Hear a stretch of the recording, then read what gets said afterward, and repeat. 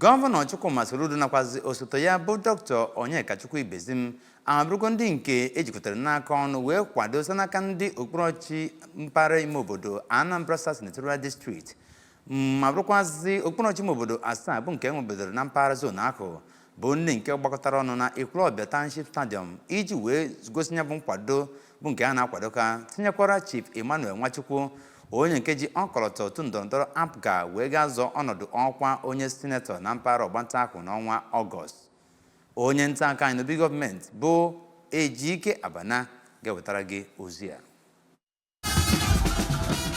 Gọvanọ Soludo nwere nnọọ aṅụrị na ndị Anambra ji nnọọ aka ha wee na-ekpokọba ụdị ọnọdụ ahụ n'agbanyeghị na ya na osote ya aka ebidoro ịchụ nta vootu. Ọ kọwara na ọ bụ na atụnyere Chief Nwachukwu na ha na-abụ ga-ejikọ aka ọnụ iji wee gaa n'iru na-arụ ọrụ na steeti a ọkachasị ha na gọọmenti etiti. A ga-atụ elekshọn in 2 weeks time. Ife anyị na-ewepụta n'ụlọ onye chara acha ọnọdụ ugo ụgbọ ya eje seneti anyị enye gị flag.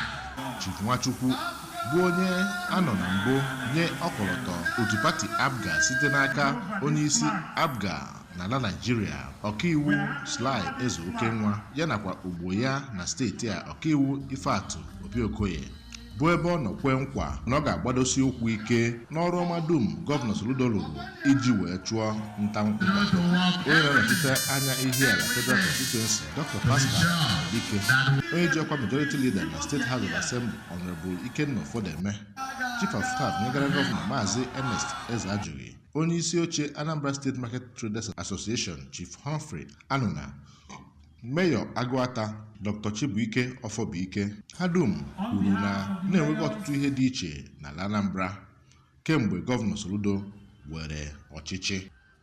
Ejike Abana maka akụkọ ụwa ABS.